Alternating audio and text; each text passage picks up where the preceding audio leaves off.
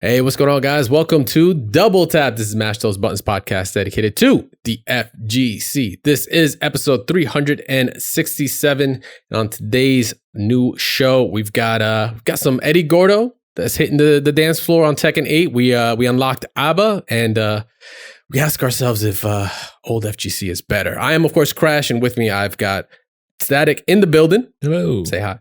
Say hi. There you go. And then we've got, of course, the voice of reason in our ears at all times. We've got Ja as well. What's going on? What's going on, fellas? What's going on, fellas? We've got a new episode this week. I just want to give a quick shout out, of course, to all our returning listeners. We appreciate you guys giving us an extra 2 quarters for another credit to hang out with us. And for those that are stepping up to the cab for the first time to hit start, thank you very much for listening. If you guys are, like I said, for the new listeners, all chapters are available on YouTube, on Spotify, and of course, any podcast platform that supports podcasting 2.0. We've got a hefty show to get into, but first, we usually get through, of course, some questions and some stuff we left off from last week's show. So we're going to be jumping into our poll and our question of the week. We'll start off with the poll. Actually, we had an Arc World Tour coverage last episode, and kind of like one of the sort of announcements that fell under the radar a little bit. I feel like no one like really talked about it, but I thought it was really interesting. Is Granblue? Granblue has been announced that it was splitting from the Arc World Tour. Normally, when it comes to these like tours, you think, especially the Arc System Works tours, are that they have all their games kind of clumped up and under this umbrella. But Granblue is actually getting opted out. It will not be in AWT next year, combined with like Guilty Gear or essentially Uni or anything else. Arc System Works. So we kind of thought about it. We were like, hey, is it a good idea? Do you think it's good for Granblue, for the community, that it's actually making the separation between the two? We got I don't know which one we're going to start with, the lower high. Let's go with the lower one. 30% saying yes. So from our polls, we're getting 30% that were saying yes, that it's good that Granblue has split and is doing its own thing, while as no is kind of a big chunk. Do a little bit of napkin math. We got 70% there. I'm in that camp. I'm in the 70% camp. I feel like it's better because I feel like you'll get more crossover when it comes to the two communities playing. I mean, it's from Arc System Works. It's got a certain kind of style to it. Some clearly some references between characters between the IPs. So I thought it'd be kind of, it makes sense to keep them together, even just from a production and cost standpoint from running this thing. I thought it'd be, you can kind of like layer one on top of the other and kind of, do the same thing. I'm not really sure if it is really the good idea, but that's what that's what you guys, our listeners, have kind of voted for. What do you think, Static? I would think that side games would run something close to their own events of their side games, and because when you do it this way, it sort of feels like a game overshadows the other. Whereas Granblue's in its new iteration versus Guilty Gear, which was not, it's in its third year where Granblue has a new game out. You'd think some would want to say Granblue would be higher. Yeah, of course. Quote. So yeah, I feel like they're at their own level, and Granblue's still finding its niche or regaining its niche. That's actually a good point. Yeah, with it being side games, because it is it is actually owned by side games. The IP is actually side games. It's just Arc System Works was part of actually creating the game. Side games being kind of like the bigger, they got the gacha games and such for a really big audience. Maybe they're just trying to just take their ball and go home with it. So in that sense, it makes sense. But I thought, it being fighting games, you just want to kind of keep it within that crowd. But hey, maybe they just have bigger plans for it.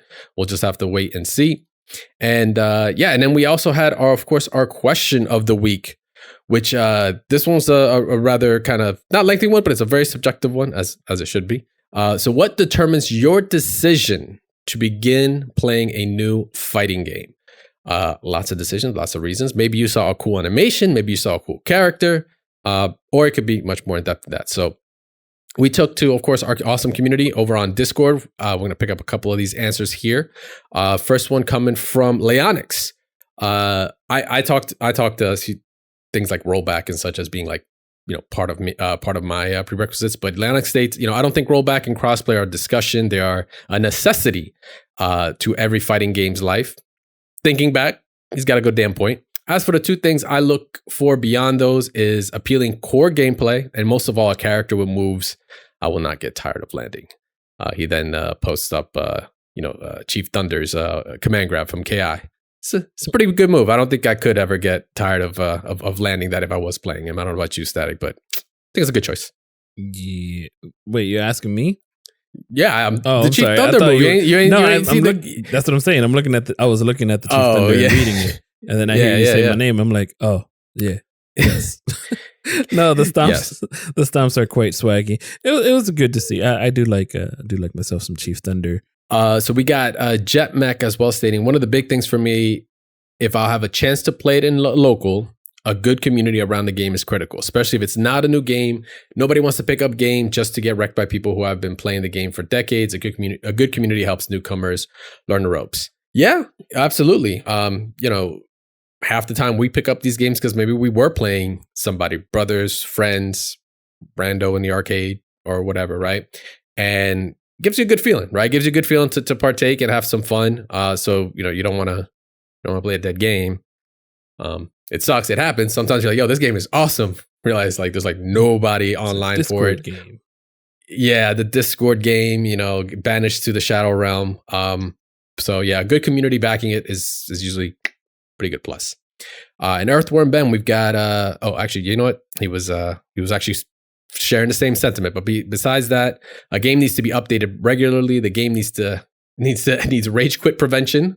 Looking at you, Tekken. I mean, we got the unpluggers, tech going on now. So I think it's good. And generally, I won't buy a fighting game full price if the audience isn't there. So yeah, community, kind of a shocker, right? Fighting game community, kind of want a community behind your game that you're fight in, right?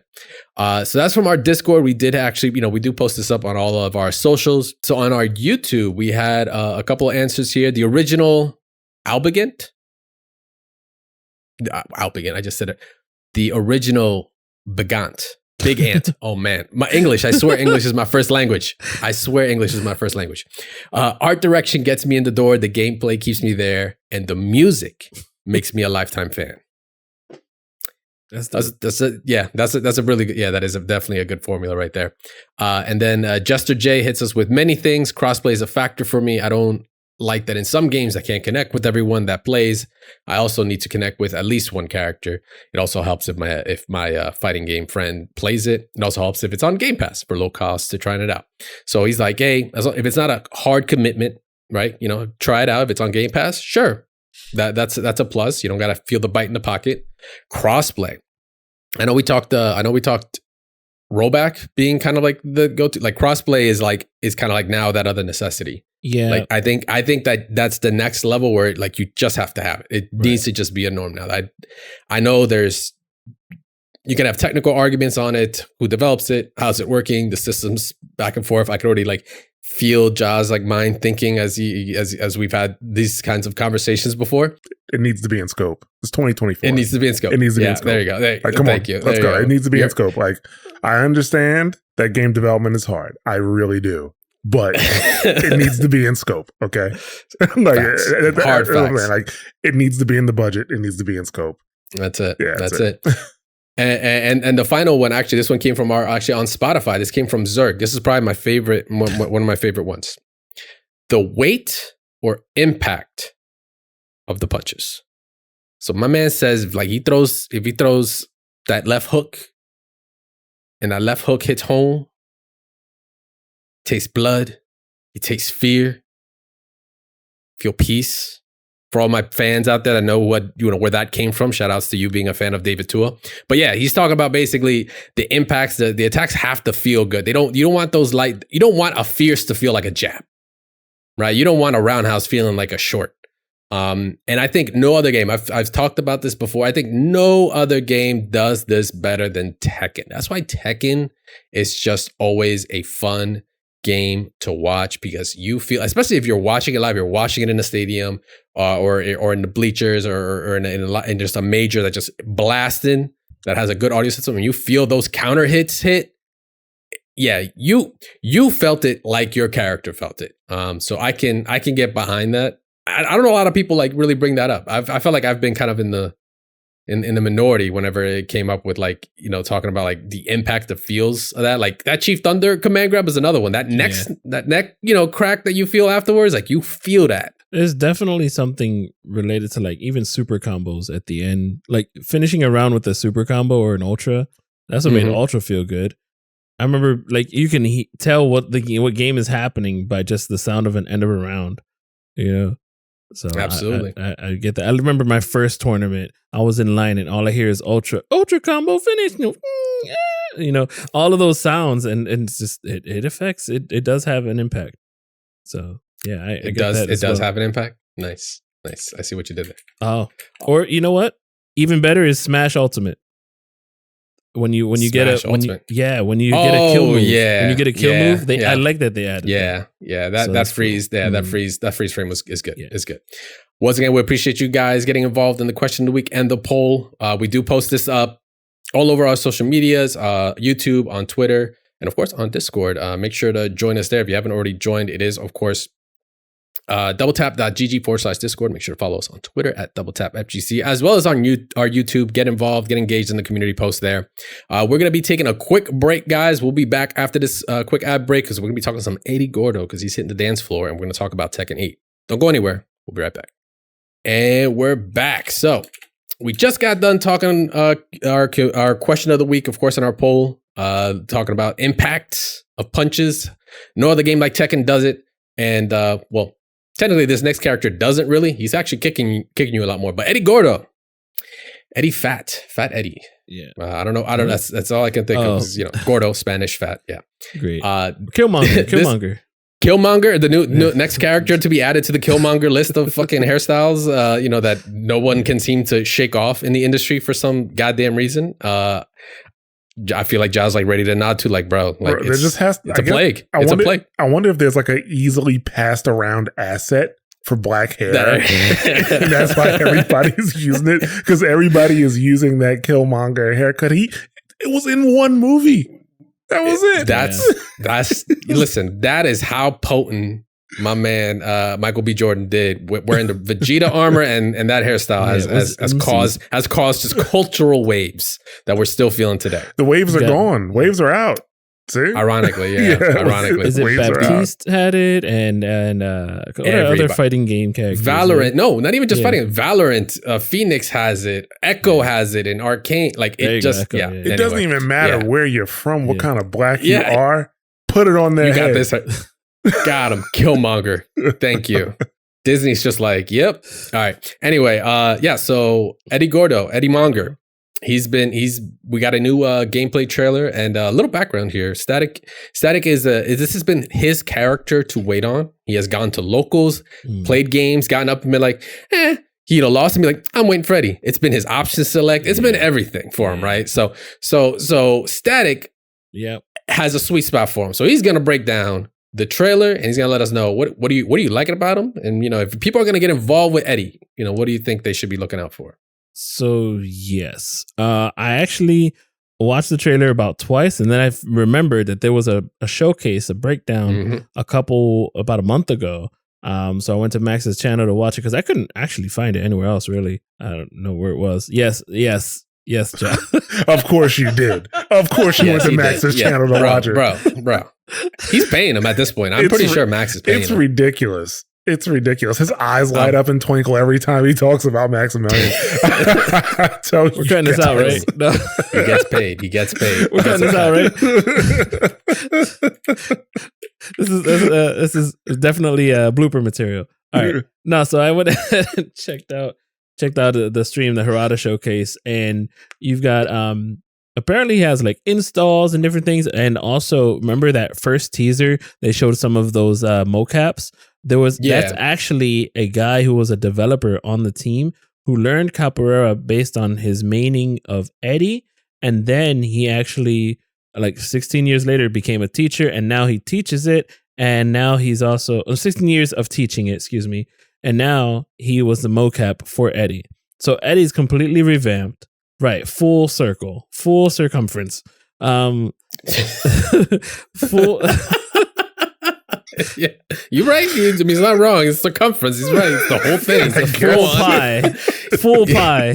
Full pie. All pie. 3.145. Yeah, keep it going. So in full circle, and all of the moves have actually looked new. Like we've been both looking at the trailer. We all see Eddy Gordo moves from before, and he wasn't even different in 7, and now 8, he looks completely different. To the point that I noticed the handstand, and then from noticing the previous or the previous that showcase, they talked about the handstand was actually now facing forward rather than backwards from before. Yep. And I never even noticed. I'm like, well, it's just handstand. Oh yeah, you're right. So so anyway, that's just from the teaser trailer from, of course, a month ago and the showcase. And now looking at him in full gameplay, I like what I see. I like that you can obviously see there's a lot of different routes that he gets from typical moves. Yeah, from typical moves that you've seen before. And the trailer with the music from Tekken Tag 1 is the icing on the cake. But the first thing I felt like I noticed was that some of his legs just looked a little nerfed. Like they looked like half a length of the size. Like I'm sure he's doing damage, and I'm sure he's going to be mix up heavy, but the reach is just not there as before, in my honest opinion. I haven't even touched him. I haven't played him yet. Tonight at 9:00, God willing. Yeah, Team Minus literally 2 hours, 2.5 hours, basically. Right under that is when Eddie will go live here, or rather for you guys. Yeah. However, I do see that like Wall Rising 4 also has a follow up, which is cool. Used to be just a move that was there. It was a fast Wall Rising move. And then I also noticed something from when I was first learning fighting games back in like 2010. I was always asking like, oh, is Eddie a good character in Tekken? They'd say yes and no, maybe so. And then they'd say, oh, his startup is really bad. I noticed throughout this entire trailer that a lot of his startup on his moves were super fast. Like, again, I'm coming from a character who doesn't have that many good like fast mids from Jun, other than like a good high punish and like 10 frame high punish, which is good. But again, she doesn't have a really good mid to actually punish from. So I'm looking at Eddie and it's like everything's flowing really consistently fast, and everything is just the startup has been fixed. Like it looks like they fixed his problem. Also, when I went back to the showcase, I did notice something that was kind of scared me, was that they said you can mash on a button on circle on number 4, or I guess heavy kick or whatever kick that is. Yeah, 4. And you just get a flowing combo, like a capoeira dance, like an auto combo. Yeah, but like a capoeira dance. So, kind of nervous. I don't know. I mean, Eddie might be coming back to just give a new generation of players, like kids, like picking up Tekken or playing it with their friends, nightmares. Like I know we've said this before.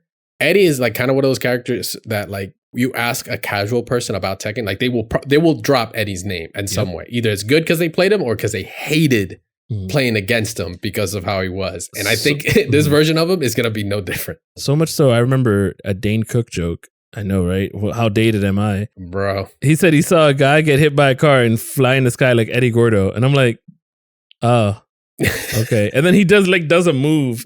And I'm like, oh, typical Dane Cook fashion. But, you know, I mean, it's transcended over. It's like he is the game. Yeah, right. Well, what he is now is even more dangerous because now he has fucking Death Fist. Yeah, that in that showcase, but not Death Fist, Death Kick, whatever. Yeah, that I don't know how I didn't like see the, like Twitter discourse over giving him that, like of all characters to basically get that. We'll see it. Yeah, we'll see. Yeah, we'll see if Team Minus if the Twitter discourse happens after this episode goes live. We'll check the footage afterwards. Yeah, and then his rage art, it's like he channels, if for all my WWE fans, he channels Apollo Cruz's like what is it? Like I don't know. I guess I wouldn't say Apollo Cruz. Apollo Cruz is different. Obviously, we have Eddy Gordo who's Brazilian, so he just channels his like a tribal dance, and then he just kicks you into outer space. So all I thought is if you hit me so hard that I'm seeing your ancestors come after me, like it was a pretty bad hit. It was a pretty bad hit. I'm just saying. I'm like he created a tornado with his feet.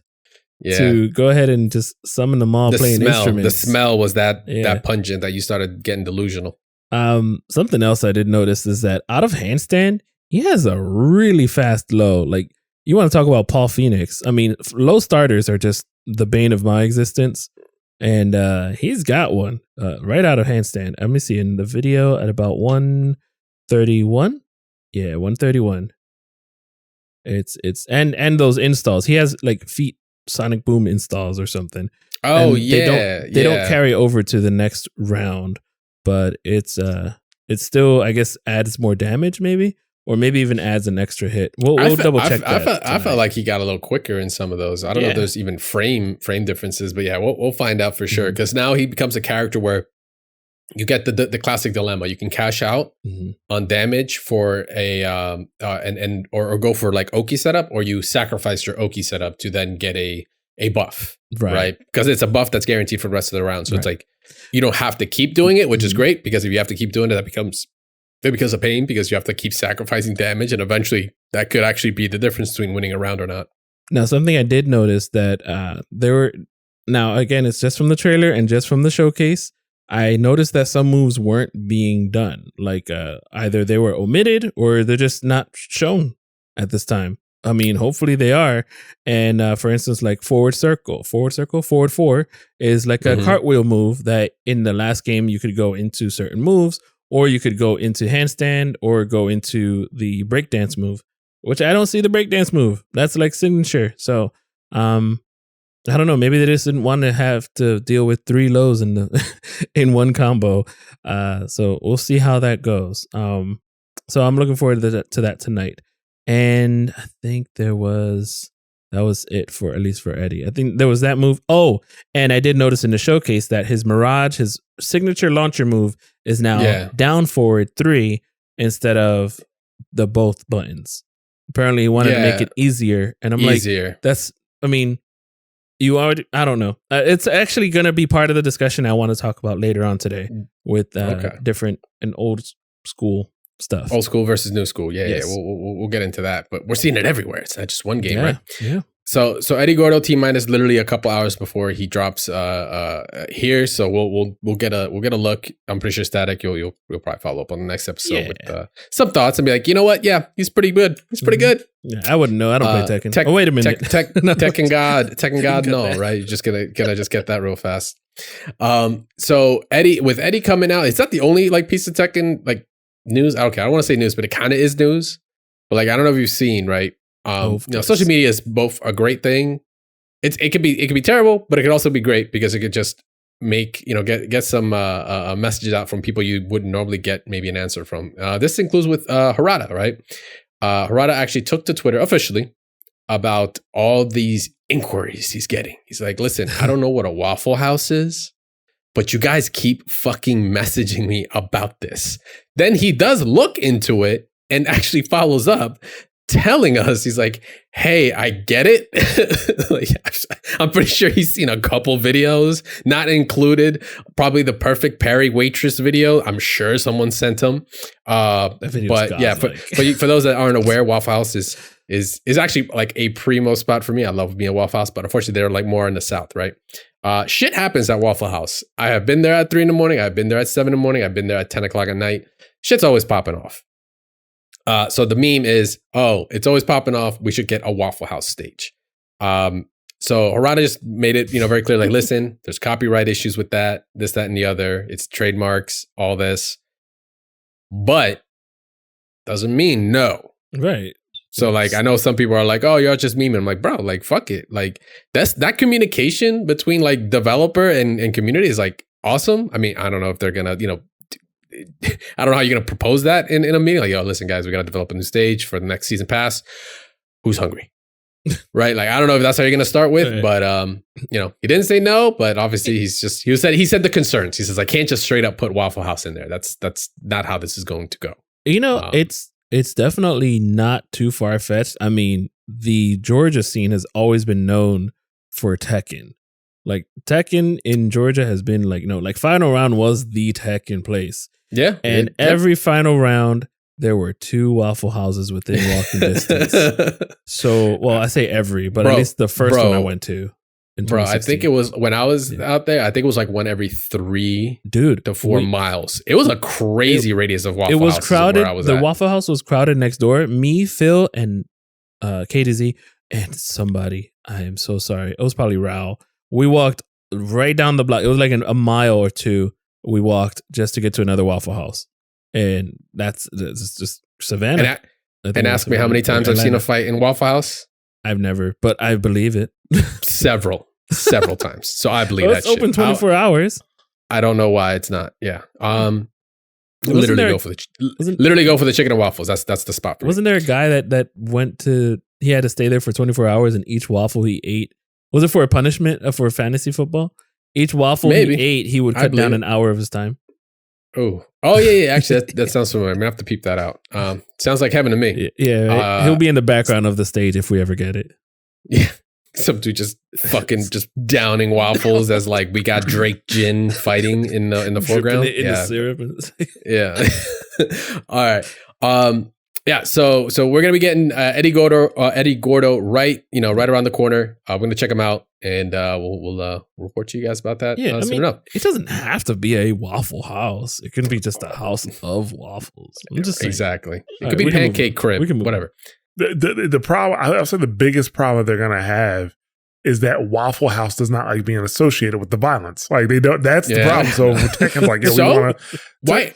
Why aren't they like the iced tea joint? What was that joint where a homeboy got smacked with the iced tea and they kept that branding all the way through. That was a fucking win. Was it hard? I think lemonade? It was hard iced tea or something like that. Yeah, that brother. It's harder than a bodega. Yeah, it's harder than.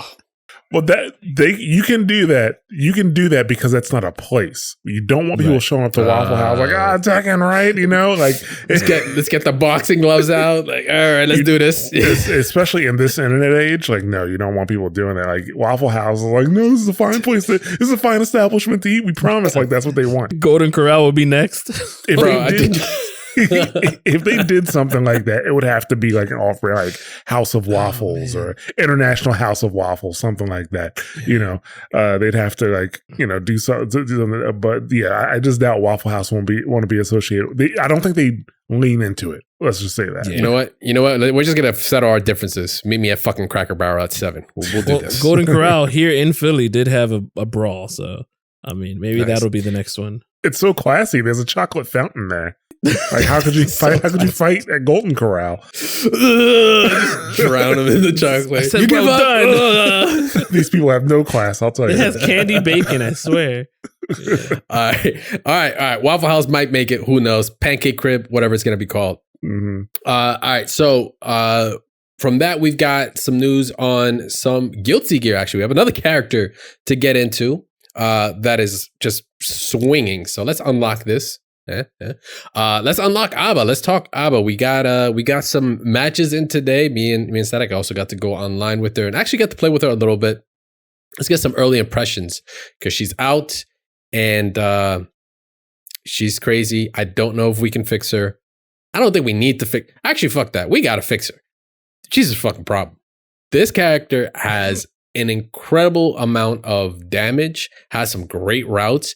I don't know about you, Static, but I feel like this character has a little bit. This is like the closest I think we're getting to like dumb Guilty Gear characters, like OG characters, considering like the armor that she gets in certain instances, the damage output that she's getting, her fucking speed that she has as well is kind of ridiculous. So, all right. So I've been let's crack this open. Yeah, I've been using her a lot, and we played a little bit of a set earlier. She has bad matchups, obviously, but here's the thing. It doesn't matter because the start of the round, you can go into JR mode. I know it's called JR. Jealous Rage mode. You can go into it instantly. And you can backdash, I bet, because every Guilty Gear game has a slash that reaches. Some button will reach. However, it really does depend. Like, depends on the round start gambit that she gets. It really does. Like, because obviously when we were playing, you did a neutral jump tool or a jump tool, and I could stop you with either a 6P or a down slash. Now, down slash is a really hell of a good stop sign It's my favorite move. It's literally the move that I go brrr about. So that's the sound effect. It's brrr. And then 6P, she can do the dodge into move into the key, or even meet you in the air, go into the key, get a lot of meter, and go into Jealous Rage mode and just destroy whatever she wants.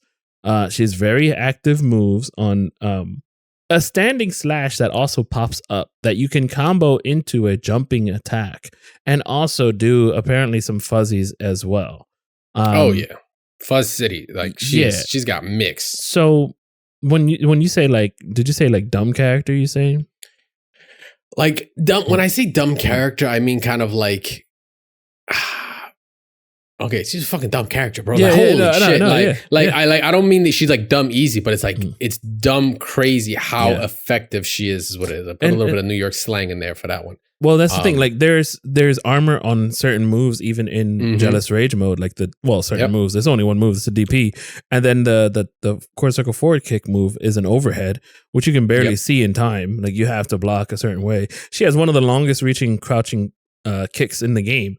Like, and it's so long that it doesn't combo from full screen into crouch dust. That's how long the crouch it's so K far, is. yeah. And then in Jealous Rage, I'm sure it combos, because Jealous Rage, every button is buffed. By the way, did you know her crouching HS in Jealous Rage, that huge blob, that's a low. Yeah, apparently it's a double low. I didn't know, and I'm going to catch people with that today. Before or after Tekken, whenever that happens. So like, there's tools there. There are like, there's different, even like strategies, and that's the part that's gonna really show, because I noticed as well that if you do quarter circle back punch out of Jealous Rage, you get some more back as well. Yeah. Yep. So that means you have to turn it off and turn it on. You have to turn it off during a combo, turn it on. If not, like, you have to use your meter wisely. You're probably not ever going to use your meter for super unless you need to, like, get if you want to mix up or something like that. In a block string, get off me tool, wall break. Because she has some weird instances. So for one, the whole turn her into Jealous Rage or not, she's got like wall splat, like, ending into wall splat with the actual, quarter circle back P for the key, and then doing it again afterwards to then reactivate and actually get the wall break is actually very fucking common, which is just nuts. So she has a lot of control over her resource. So the reason we bring that up a lot is because, this is a character that she really does unlock. I don't mean to make the pun on it, but her potential really does unlock when she's in the jealous mode. So you want to be in it as much as possible. Don't get me wrong, her other mode, she does have like that armor, that infinite armor move, like that actually also builds on it. So if you're used to doing counters or having armor, it's in your benefit. But like knowing your routes from straight hits, confirming them, when to cancel into jealousy mode, or when to be able to confirm into maybe the key unlock, so that way you get a little bit of it and then automatically go into it. She has a lot of things you have to manage, but bro, when she is on, she is fucking on. Yeah, the move is called bonding and dissolving. Yeah. That sounds about right. Yeah. So when she unlocks, we're talking, like I said, buff buttons everywhere. Damage is nuts. Most importantly, her speed. Her speed is honestly what was catching me the most in our sets. Like I've played against A.B.As before, like OG A.B.A when she was even more busted, like incredibly busted. Like a lot of characters were busted, right?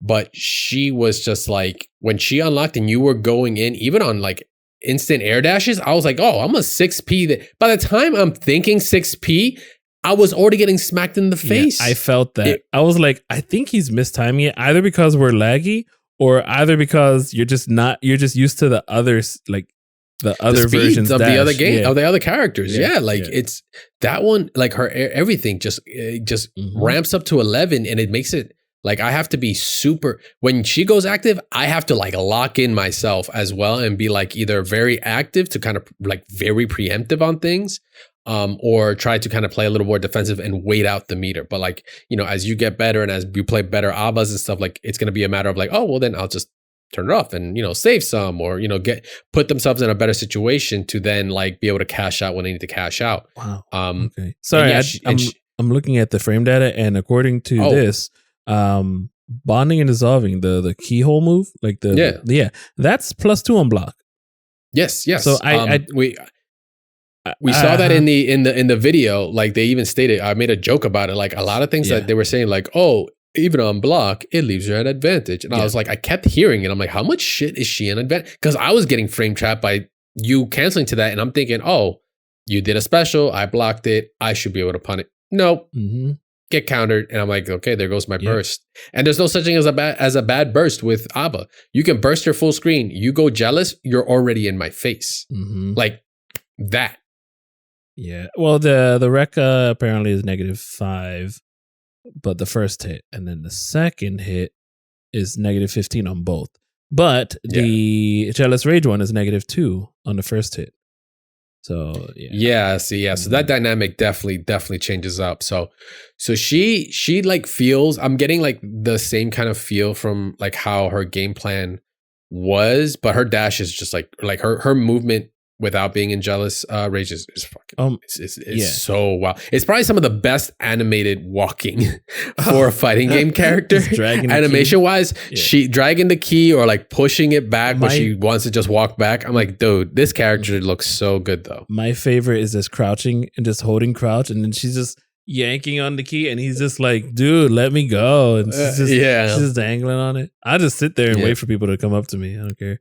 I think you did that to me before, and you like hit me. You hit me with like counter hit 2D at once. I was like, God damn it! Like really, he saw that. Like he saw me just approach. But yeah, so I got to play against some other A.B.As online as well. You need to see. I think we should put the thumbnail as just the hitbox of the uppercut of Judgment and crazy, Sentiment. I bet. Oh yeah, no, it's huge. It is a tower. It's up there. I bet.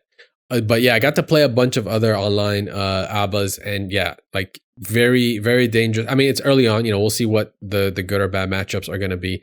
I think she's going to be a pocket pick right now. It might be just right now only because it's still early against Asuka, because I have a hard time with Asuka just due to like Viking versus Asuka. Like I think it's a little tough due to the buttons that I can throw out. Her like 5P is very short, it's very low because she is a short character. Or rather shorter character, and like to kind of like knock away like projectiles and stuff to then close in the gap. I don't have a lot of really fast moves, but like once I just love seeing the Twitter clips of like I was like jealous mode or jealous rage, excuse me, and just in their face and just blowing them up like mid spell. She's already in their face with a 5 HS to like counter hit. Just blow up. I used that testament earlier, and it was like, all right, I'm going to just wake up super. Nope. DP'd right through it. I'm like, okay. All right, cool. Yeah, excuse me. Sorry. What was I thinking? Let me just reset my fucking face. Just eat that here. Yeah. So A.B.A's like looking like a lot of fun. I love her combo routes. She's like kind of swaggy already. Like cats like Gobu are posting up some really sick tech already, some loops. Right, like she's just got damage. Everyone's on that same boat right now. Like, yo, she just puts out hella damage for not a lot of resources, to be honest. Like outside of JR, right? Like the Jealous Rage bar. Like not a lot when it comes to RC. But then if you throw RC into it, now she is like taking you corner to literally back to corner in one combo, which is just like nuts. And then you throw Wild Assault in. If you actually just cash out, this character just actually does swag, and it's kind of gross, but I like it. I like seeing it, and I want to see more of it. So off the rip, I think first impressions, like, I think she's gonna have some problems. I think Milia might give her some issues, especially new Milia right now, because besides A.B.A, it's like all the dive kick tech that's been going around. The Artemis dive or whatever it's called. Right. It's looking like maybe Milia's gonna give her some problems. I think she's gonna swing like so, but her buttons are kind of slow though. Like she doesn't have like, what's her fastest button? That's like solid range. I don't know if you have it still up. Well, I mean, what? People weren't. I haven't seen people doing it, but I've been doing like crouch jabs into the key, Like, just instant. Yeah, because it's plus anyway. Like it's actually there's no problem just buffering that. It combos. But yeah, that's what I'm saying. Like you confirm it, you combo, and now you're in. If you don't, you're +2. 5P startup is 5 frames. Okay. 5K is 6 frames. It's 2P. Let me see. 2P. 2P is either 5 or 4. 2P is 4. Okay. Yep. 2K is 6. So yeah, 2P is her fastest. Okay. So 2. Okay. So 4. So she obviously doesn't have the fastest jabs as she shouldn't. That's still held by what is it, Chip and Soul with like the 2-framer crouching. Yes, her 5P does miss on crouching right now. I don't know if that's like intentional, but then again, you know what? That's fine. Got to give her some defects in there. She is broken after all. Like not actually like good broken, but she's also bad broken. Get what I mean? Double entendre there. But yeah, so she's looking really good. She's like just straight damage. But in terms of ease of use, for those that are maybe trying to jump in and check her out, you have to balance. You need to balance the JR gauge a lot. Not to mention like any Wild Assault and Wild Assault, but that's like universal. That's everybody. But whenever you have a character that has an additional gauge you have to worry about, like an additional resource you have to manage, like it's really key that you get really good at managing it. Well, that's why like the best Naguas out there could do as many moves as they want and then still just have like that much of a gap before they pop and then still continue a match. She does technically have a built-in Wild Assault and deflect shield. So with the dodge kind of. And with the shield. She has some additional mobility actions, but yeah, so I think it's going to take a little bit of time. We're going to see how it fleshes out, but right now off the rip she looks like a lot of fun, which is good. You want the new characters to be fun. Hate for the new characters to be fucking boring. Nobody wants that. Oh my god, I swear if May comes and this character's boring, I'm going to throw a bat. Oh, yeah. No. Excuse me. I don't know. I don't have any bats near me, so Yeah, Slayer hopefully is I want Slayer at least to be at least 3/4 as fun. If that punch doesn't do crazy shit, like we're already failing at it. If it doesn't break through the wall. Exactly. All right. So that's what we came down with A.B.A. Let us know what you guys think. This isn't a question of the week, but we want to hear from you guys. If you are playing her, let us know. Do you like her? Do you not like her? Have you played her before? And what do you think her possible bad matchups could end up being? But we'll be right back after this, guys. We're going to be checking out some Evo Japan numbers and all when we come back after this ad break, and then we're jumping in to some focus attacks. So don't go anywhere. We'll be right back. All right, and we're back. The ads have been locked up. They're behind the safe. Depending on how long the show goes today, might not be the last one. But regardless, we just talked A.B.A. Let's jump in to some Evo Japan numbers, because Evo Japan is happening this month, of course, which I don't think I said it already. This is April 1st that it's being recorded. It's happening April 27th this month. Yeah, at the end of this month. And we got the final numbers in. Which is a good indicator, right? Like this is Evo Japan has historically been a free event. Excuse me, I almost said paid event. This is the first paid event for Evo Japan. That was just strictly due to just Japan laws and how it was being classified as under gambling and such, because you couldn't give out a prize technically for that. So you couldn't pay for it. Yeah. Regardless, that's not the case anymore. That's in the past. We're in the future. Mm-hmm. We're in the present. Evo's in the future. But Evo Japan 2024 will have over 6,400 competitors throughout the event, as tweeted by Markman. And then we posted it up. So the event itself is the way they've done Evo Japan is like they always do it to scale. Mm-hmm. So people like talked about. Even like the first comment on this tweet talked about how like, I was hesitant to register because I didn't know there was no schedule or anything set up. Even though there was some information there, the information really states like depending on how many entrants a game has, it dictates like how their schedule is. And if you've gotten a look at the numbers there, for example, Uni 2 got 353 entrances. That's actually going down on Saturday. Or rather, I think the finals are happening on Saturday. I believe that's what they're stating it that way, because Sunday is then for King of Fighters. Third Strike and Granblue Rising, which King of Fighters is coming at 450. Street Fighter Third Strike is at 460, just 10 more. Like, holy shit, people are getting ready for fucking Evo 2024 with that throwback tournament.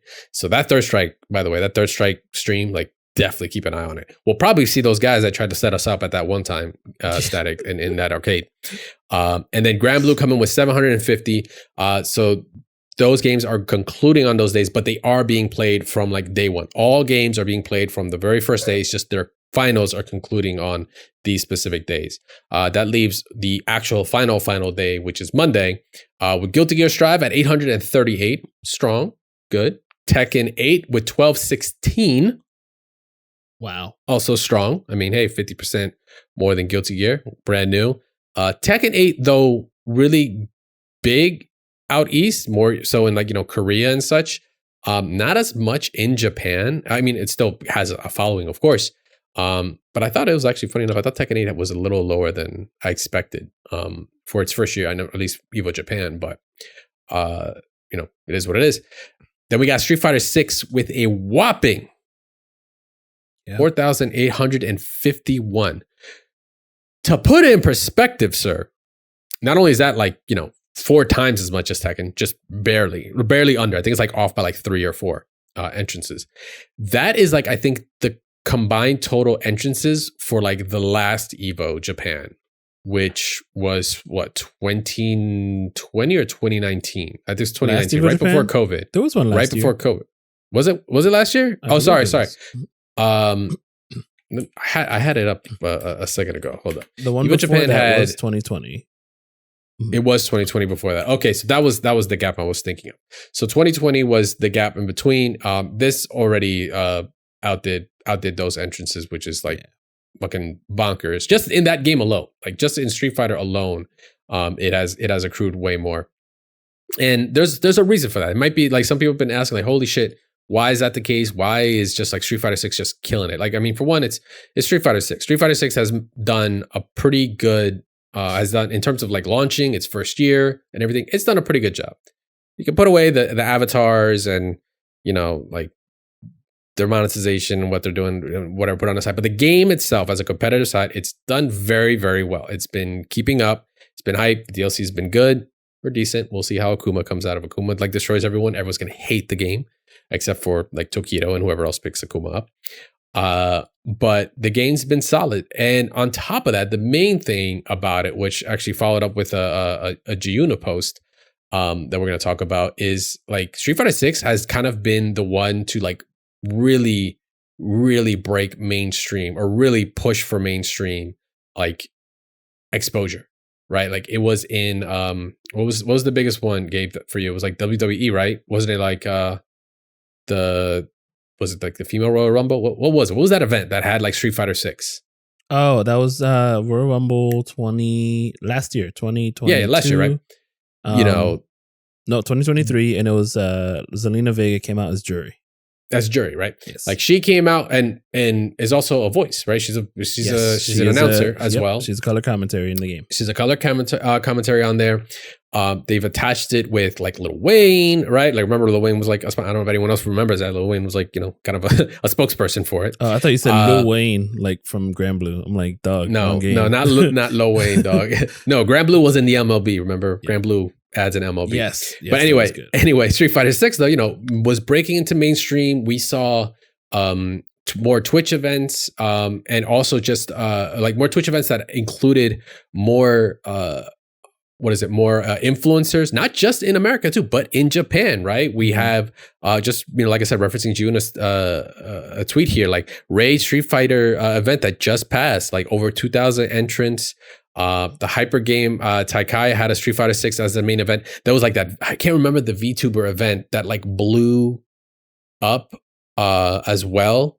That was another one. There was many Twitch activations. The game is just getting thrown in front of general audiences like crazy. And luckily, because the game is also fun to play, it's just been catching on. I mean, this is also like fighting games in general, but we'll get into the evolution of that. But Street Fighter 6 has like just been doing a really good job, and you're seeing it in the numbers here. And also, not to mention, in terms of Japan, it's like Street Fighter and it's like Smash. Those are like the two biggest. games out there. I'm curious as to the numbers of travelers that entered, because it's going to answer me my question: does Tekken travel? You know, like do Tekken? Obviously, everybody from out of the country travels to US to enter Tekken tournaments. But does Tekken in the US, do they travel outwards to Japan? I don't think we've ever seen like an example of that, whether in Tekken 7 or like any other 3D games. Like massive travel? Yeah, like we've seen most people travel for like Street Fighter 5. Dragon Ball. I love Dragon Ball. Well, I'm sorry. I keep thinking of Dragon Ball because when we went to Evo Japan, Dragon Ball just came out that day. Just came out. Yeah, I remember. So it was like they were getting done with Monster Hunter and Dragon Ball was the next thing as we left, right? So so did I say Monster Hunter? Yeah. I don't know what I mean. Yes, it's a new game, but Tekken is newer, you know? Is Japan not a Tekken hotbed? I mean, no, not like I said, not as much historically, but the other part to it that is definitely a variable is honestly the buy-in. Like before, because it wasn't an actual, like, you pay to get in and some of it goes to the pot deal, right? Has the rolling pot and all on top of whatever sponsors all. Don't get me wrong. Before you could still get something, but it wasn't, I think, enough to justify a lot of people to travel because it is expensive, right? Yeah. It's expensive. You're dropping probably, let's kind of be on the lower end of numbers. I want to say to Japan, like right now. I say let's say it, but I can actually just look it up right now. Like a Japan like trip for this month. I know it's it's kind of like doing it last minute kind of deal, but I think when we went, for me it was like 12 or 1100 per person, 2 people. I don't recall, but for me it was like about 1100. I'm trying to recall the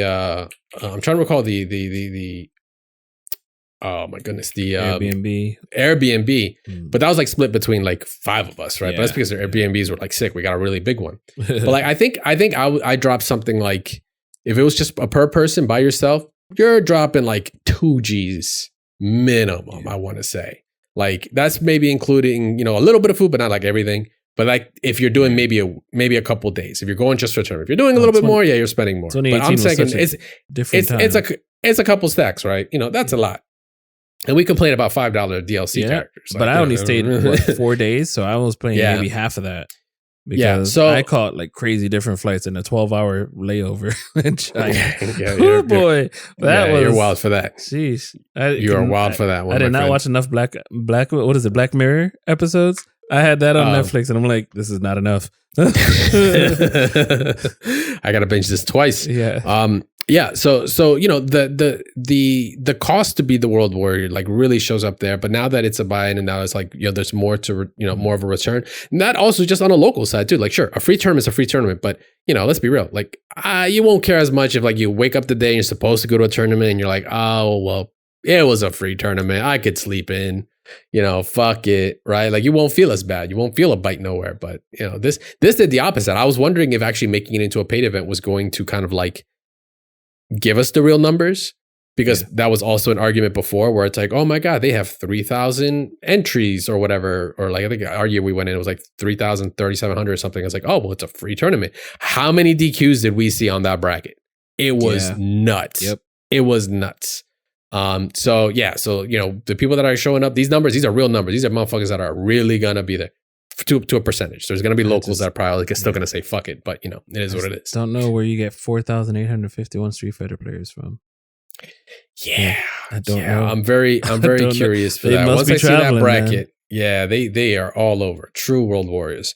So Evo Japan, end of this month, is going to be showing off some really amazing Street Fighter matches, amazing all game matches, right? It's not just Street Fighter. Potential announcements, maybe? Question mark.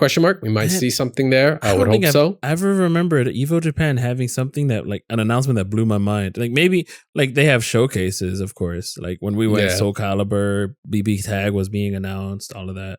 But yeah. So we'll just have to wait and see. I'm going to be watching for sure. Assuming Tenno or whoever. I can't remember who's actually going to be streaming it. But be on the lookout though. That's happening. Remember, April 27th is going to be the first one. You're going to watch finals on that Monday. I know, weird Monday, but didn't Tenno just finish like a venue, or they just left the venue recently? Yeah, they just left the venue recently. At least the Japan offices did. So I don't know. We'll see. We'll see if they're involved in whatever new office they're doing. So. Yeah, I hope so. Keep the community going over there. For sure. All right. So with that, we are getting into our focus attack this week. It's an interesting one. It's one that technically, I want to say at its core of what like the debate is. I wouldn't waste my breath, but it got me interested because of recent developments from the developers of Guilty Gear. But before that, we're gonna give a big shout out to Big Scythe, one of our oldest listeners. Man, he's been around for quite some time, for a hell of a long time. He hits us up, before we did community questions. The brother would just hit us up with questions, and we were like, "Yo, you know what? That's a damn good question. That's a really interesting question." So we didn't forget about you, homie. So we're addressing it now. Only because also it kind of seems to be crossing some subjects that are going on here, so it makes a lot of sense. So he hit us up with the classic fellas, right? Brother always starts with fellas. If you guys have a second on the show, could we get y'all's opinion about what Punk said about fighters not showing the skill of the player? Now, what he's referring to is a tweet, actually an older tweet from Punk back in January, stating, "I feel like states the following: I feel like Tekken has to be the last fighting game where being better than someone actually matters anymore. Every other fighting game is just about getting your opponent in a guessing situation and possibly winning off of it, no matter the skill difference." So, it's the time old, argument of like, oh, the game is easier for anyone to do really high level stuff. So the player skill is not a factor, is what he's stating there. He's saying that Tekken's like the only one that does it. So we got, we had this question. This tweet's kind of been floating around, and it kind of then came back up recently in another take that someone else had. But we're bringing it up because it's about kind of like talking about the evolution of like old fighting games and new fighting games. How like the newer ones have all these accessibilities or simplifications, people are calling, that is bridging a gap because more people are getting into it, but then more people are able to then do things that, how I say it, like things that like you require to have a high competency in like, execution, this, that, and the other, that is no longer a factor. That they're saying like you're bypassing that. So the reason we bring up that tweet with this is because recently there was a post AWT, there was an article from Guilty Gear Strive's creators, how they talk about the game destroying past games to keep the series alive. So destroy is kind of like destroy or kill, or like a mistranslation. It was like they were kind of stating it as a sense of beating it. Because what happened with Strive, right? Like we're talking about Strive specifically is because Strive was like a very pivotal game, I think, in the current modern FGC community. Because for one, it did a lot of things that like are very forward thinking for fighting games that are like a norm now. And on top of that, it's also taken the most shit because of it, because the game was such a niche audience and now it's so mainstream. Like I don't think we've had a game in fighting game history that has gone from like that niche pull to like just mainstream. Yeah. To like, I randomly hear people who I like maybe drops that to say, "Oh, I've played fighting games." And I go like, "Oh, what game?" I'm assuming like usually the big three, like MK, big four. MK, Tekken, Mortal Kombat, or Smash. It's usually like, did I say MK? Yes. Wait, hold on. MK Tech. I'm fucking myself. Street Fighter. Street Fighter, Tekken. Street Fighter, yes. Street Fighter, Tekken, MK, and Smash. Those are the four I'm thinking. Those are the four I think of. Street Fighter, Tekken, MK, Smash, yes. Yeah, thank you. And more often than not, since Strive has come out, I have heard Strive come out of people's mouths way more often. Or Dragon Ball these days. And Dragon Ball, because Dragon Ball is like, kind of like a Marvel successor, right? And plus it's IP and the IP, right? That we're really that's the thing on the IP. Anyway, back on track here. Yeah. So Strive is like a great example at looking at a game that has evolved into mainstream and what it has done in order to do that, right? So the discussion here that they had in the document, or excuse me, in the Dextero article, is the idea for Strive was to just beat Exerd in every way possible, because if they were going to make it a mainstream game, they had to like look at it differently and kind of not only just market it to more audiences, but it had to have things and features in it that they didn't even think about. For an example, rollback. Like the initial beta for it was bad. They got the feedback of like, hey, include rollback. Please include rollback. You did it in Plus R. It was really great, and that made a resurgence for Plus R, especially in this time where COVID happened and all. Like, you had to have it, right? Like, having it was what it was going to make it. It was going to survive that situation. But at the same time, it kind of created the baseline of like, what, this netcode was the way to go. And especially if we're going to market this game to be a worldwide game, world accessible game versus just like maybe a Japan centric game, because that's what it initially was. Guilty Gear was really a Japan game. Like, that's what it was built for. That's what they were thinking of. You're not worrying about rollback when you're thinking of just an area. Yeah, in the story, right? But on top of that, they looked at how, what's the other thing that Guilty Gear gets criticized for? It's like, the ease, right? The input, how the execution is in the game is way more easier to do. What took a lot of practice or maybe higher levels of execution to get the same kind of reward back, right? Damage, right? Oh my God, it's triple the damage for this, right? Like, holy hell, you don't really have to work hard. You got nothing for free in those old games. Yeah, in those old games, like, yes, exactly, right? So there was a constant back and forth of like that with Strive. And the reason, like, Strive, like, took that and kept running with it, which I'm super stoked on the developers for doing that. Just they were listening to the community. They have tweaked things. They have added things, and they're still continuing to work on it and evolve the game. Like, the game we're still waiting on a 3v3 mode, right? We're adding mechanics. We're adding new moves. It's doing a lot of things that I think are going to become even more of a norm for future fighting games. But the idea was that it was going to evolve. It had to evolve the IP in order for it to survive the new age, like to just be for the masses. Because I don't know about you, I don't think a Plus R, like a true Plus R, would have survived this long. Like, I don't think we would have seen 850 people even at Evo Japan if it was like a straight Plus R clone. Oh, yeah. Okay, you know what? Hold on. Excuse me. Bad example, because Japan probably would have loved that shit.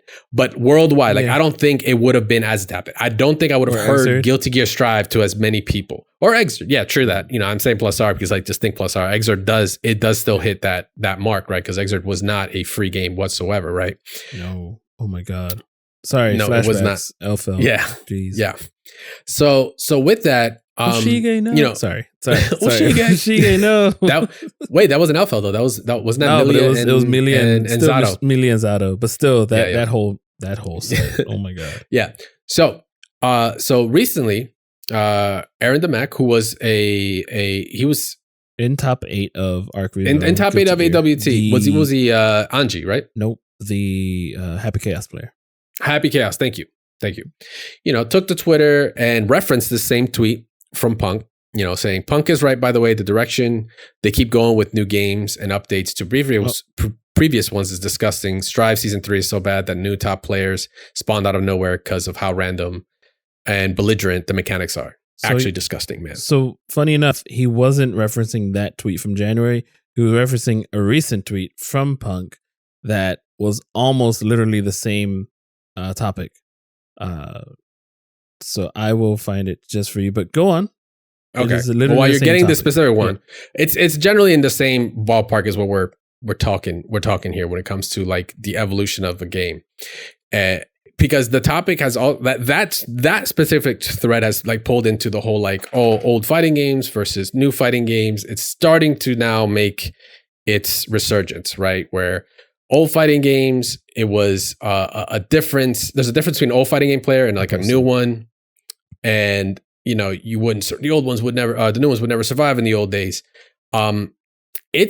It's a completely different game. It's not, I almost wanted to say a smell of the game kind of quote there, but it's a completely different like game. And I'm not just talking about Strive in general too. It's just all fighting games in general have evolved, right? Like, you have your modern controls in multiple games now. You have auto combos, you have shortcuts, and these are like multiple different games, multiple different IPs that are hitting it.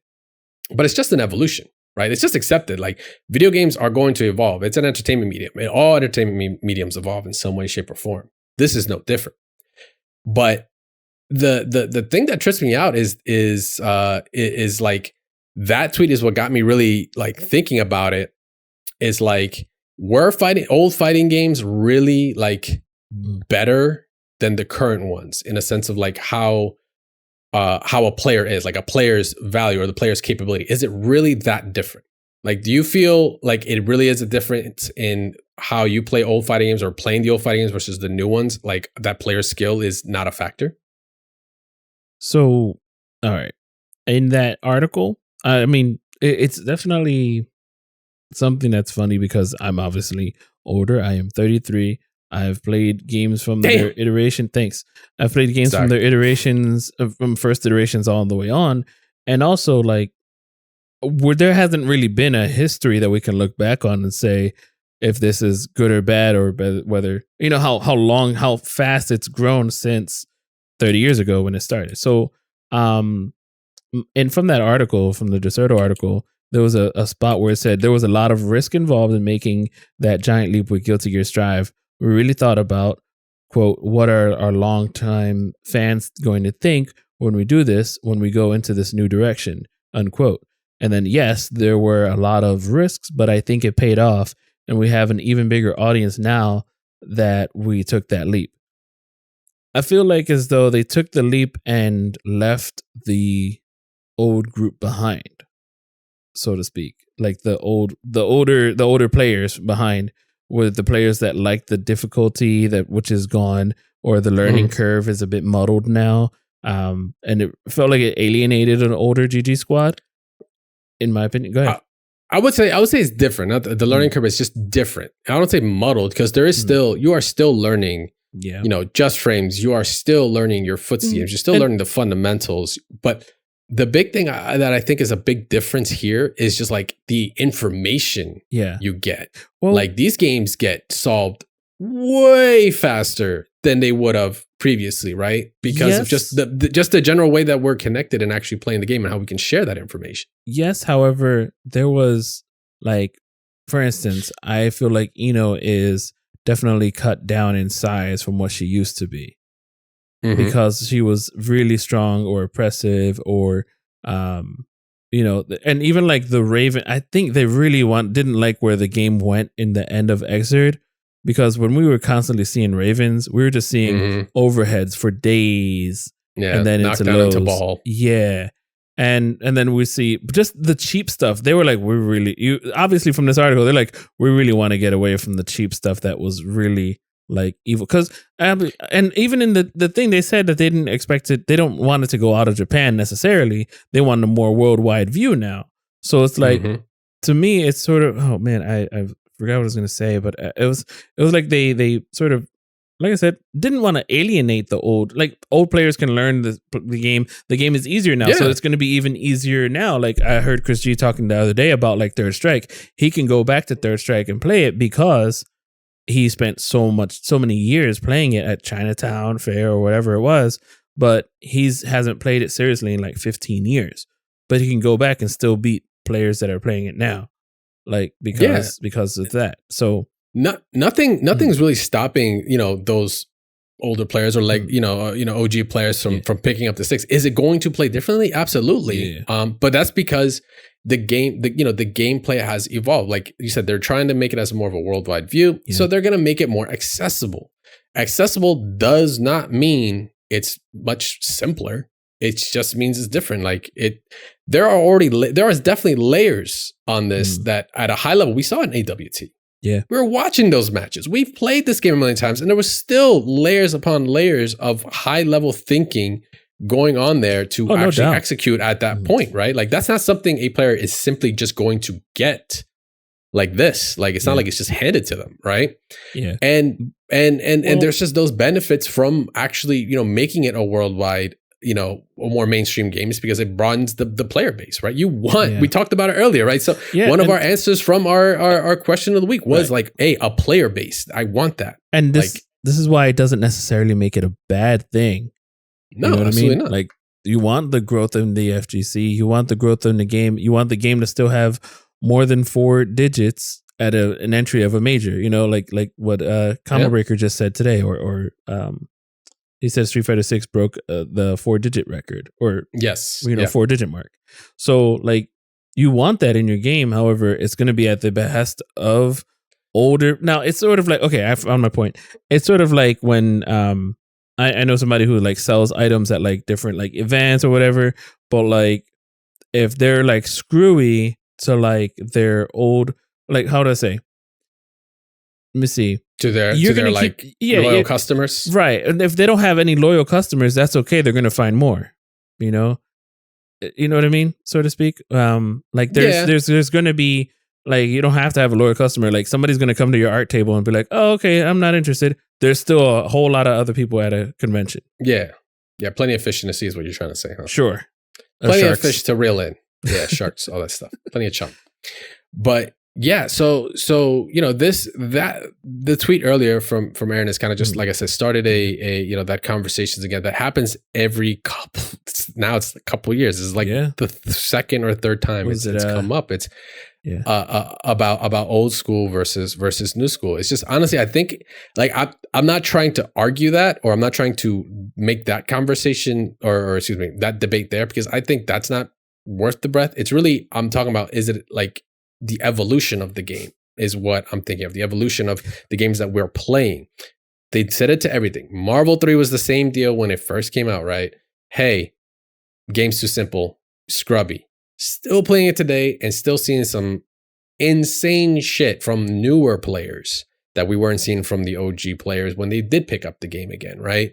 And it's happening in Strive as well. It's happening in Street Fighter 6. It's happening on every game. It's just a natural evolution of it. So like the gameplay, though, you're getting more, you're getting more accessibility. It doesn't mean you're trying to simplify. It doesn't mean it's not as to that level. But on top of that, the risk, talking about like what they said with Strive being a risk, there is going to always be risk in doing something new. And trying something new. That 3v3 match that I was just talking about that hasn't come out yet, supposed to come out this year, like that could be a complete flop. Or it could actually be an incredible, like, I don't know, new tournament that we're going to be running with Strive, because it might just work out, right? Who knew we wanted this or we needed this until you actually try it, right? You're going to get some people that are going to be for it, right? They're going to be like, yeah, sure, I'll pick it up. I'll play it. That's fun. Some people will be like, nah, don't like it. I'm going to stick to what I like. That same kind of mindset is what you can see with new fighting games versus old, right? Like, hey, you could be for it or not, but it's going to evolve. It's going to change. Either if you want to be competitive in it, you need to adapt to it. You need to continue, with it, go with the flow of it. But I don't think it's really a debate. Like, I think a player from old school fighting games could definitely still rock out in the new games now. Do they still need to learn? Yes. I'm not saying they're the end all be all, that they know everything. Yeah. But like, the fundamentals that they built on are still fundamentals that we still rock with today. They're just slightly different.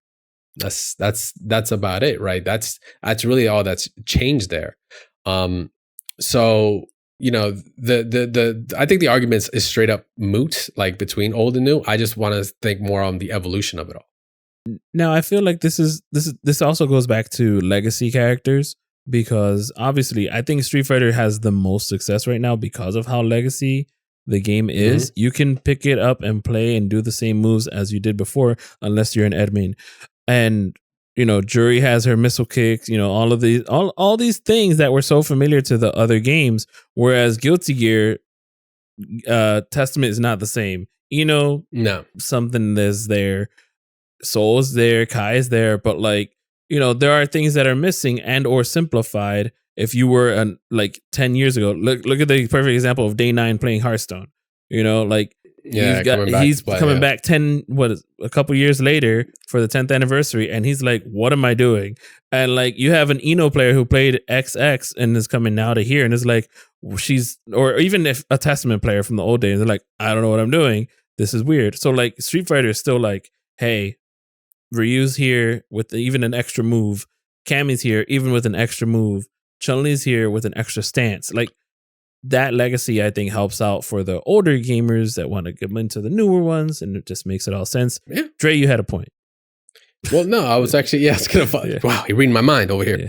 Yeah. No, but I was gonna bring up that, legacy does definitely plays a factor in it for sure. But the legacy characters, outside of the ones that are the archetypes to stay that way, to just be like, Ryu will always be Ryu, right? He is supposed to be the guy that you can pick up and learn the absolute fundamentals of the game with, to the core. The simplest of moves, there's no charging here. There's no charge partitioning. There's no stances. It is, fireball and anti-air, a move that pushes him forward, and then his buttons. That's it, right? Maybe he has a little extra because he has to keep up with everybody else. You don't want him to just be ordinary guy in a world of superheroes. But even then, he definitely did not play like ordinary guy in Marvel, right? Him and Chun-Li had a bunch of extra stuff or ways that their moves interacted very differently from their traditional games. But yeah, legacy definitely does play a factor in that. And I think, I'm behind you on that. I think that's why Street Fighter has been able to maintain, honestly, also it's just some of the longest running, players out there, right? Like, Reinhardt can still pick up Street Fighter and be a fucking problem. Zagat does not have to be in there, right? He still does. Or Tekken. Rip could still be rocking out in Tekken and still be going good, right? There's a legacy aspect to it. Like, Strive, is a different beast because Strive was an indie band that got a mainstream song. That's literally, if I were to put it anywhere, that was like one of the best, I gotta give credit. I'm not gonna say like I wrote that shit. That was like one of the best like ways of putting it together. That was actually on Reddit when I was doing all my research. That was by, I'm gonna give you proper credit, homie. Regal Beagle. Regal Beagle on I think it was Our Fighters. It was like, think of Strive. Absolutely, I love it. Internet names. Think of Strive as a successful mainstream album by an indie band. Yeah, and I think it's such a niche crowd. It ended up like, I'm not gonna say they abandoned it, but I think it was worth, because it's like the niche crowd versus it's like the FGC versus the casual, or the niche crowd versus the global outreach they wanted to do. I mean, it didn't help that it was it did help that it was a pandemic and they had a global beta at the very same time. There were definitely some factors there, but at the end of the day, it was about evolving the game, evolving the genre. Don't downplay it. It just, those factors allowed it to shine. The game was still good. Okay. No, I didn't say it was the only factor. I said like those were definitely factors. Okay. I'm just saying, making sure we're all on the same page. Yo, John's over here smelling the game. I was about to I almost got fired, y'all. I almost got fucking fired. I've never had John just pull me back like that. That's crazy. He said, "Smell of the game, dog." Yeah, you smell that? That's your ass. But that really brings us to our the question I want to ask you guys, our listeners. Is do older games or players truly outshine modern ones, or is it all just about perspective? Right. It's something that's going to get brought up when the next generation of games come out, the next iteration of whatever IP. But, looking back on it myself, I've got my thoughts on it. I'll bring it up on the next one, but it's like, I want to hear from you guys. Do the older games of the players really truly outshine the current modern day ones? Or is it all about, your thinking on it, your perspective on it? Let us know. We want to hear from it. We want to hear when you guys because I know we got some old school players, because we just had some join the Discord. Shout out to you, homie. And I know we've got a lot of new school people that are playing Strive, and it was their first Guilty Gear, and they're just having a fucking ball, or don't know anything about Legacy, and they're just having fun. Is it all about just that? And I just want to touch real quick, if y'all want to see like a bit more of like inspiration, the Punk tweet was also one that was on the 27th of March. It was, fighting games nowadays been taken away from the unique play styles and kind of sucks. It was nice seeing different styles, rather it be lame, aggressive, neutral, based, etc. Now they are just trying to make everyone play rushdown style, which I just don't think suits everyone. That was also the initial tweet. I think it was around A.B.A as well, because she was felt Rush Downy and well, not really. I think it was before A.B.A, to be honest. But it was talking about Rushdown. But that's play styles. That whole week of just awesome stuff to watch. But that is gonna be it for us this week, or rather, that's gonna be it for this show this week. Want to hear from you guys. Actually, before we go, because I kind of missed out on earlier, we do have a poll as well. So we are talking about fighting games here. So if you've been hanging around. So we do have a poll that's going to be running. We're going to be posting this up on all socials, on our podcast platforms as well. Get involved on that. But we want to hear from you guys. What aspect of the fighting game community do you like most? Competitive tournaments and the esports scene? Do you like the strategy and just the general gameplay mechanics? Do you like the community, the engagement, the events, just having a ball, the social aspect of it all? Or is it the characters and the lore of the game? Want to hear from you guys. These options will be up once again when the new episode is up.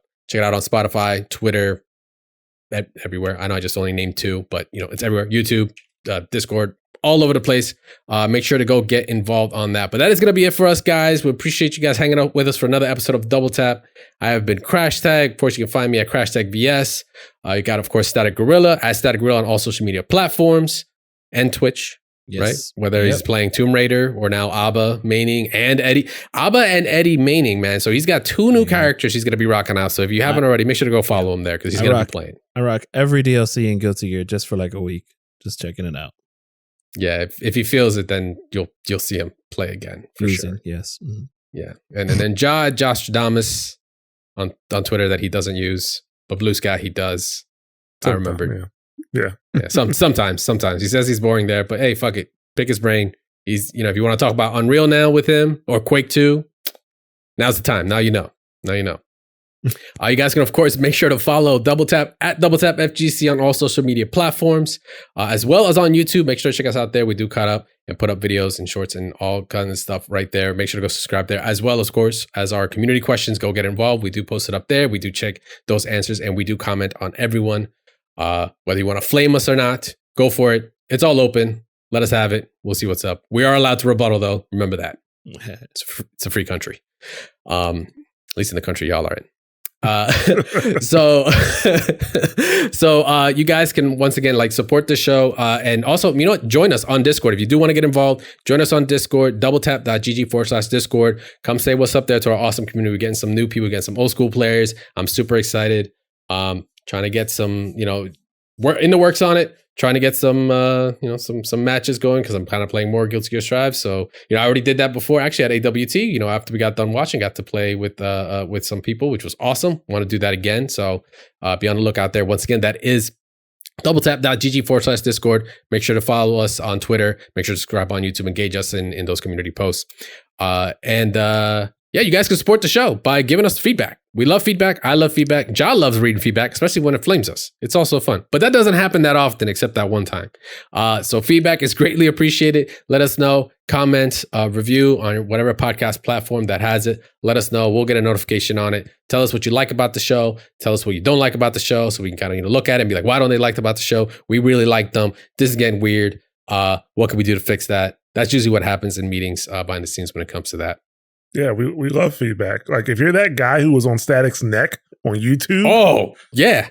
Do it again. You clearly know a lot about fighting games. Come and talk to us in the Discord. Yeah, for sure. Join us. I would love us. Yes. And then and by engage means Static wants to play you. So, if you want to play him. I will use my fraudulent Ralph and my fraudulent Kukri and my very good King. Okay. Doubletap.gg/Discord. Make sure to join us. We'll see you there. We'll even wave hi to you as soon as you join it. You guys can, of course, check us out and rate us at the same time on those podcast platforms. And make sure to stay tuned after the show to hear about all the other podcasts that are going on here on the Master Those Buttons Network. I've been Crash. That has been Static. That has been Ja. Thanks for hanging out with us. We'll see you guys next week. Rest in peace, Broly Legs.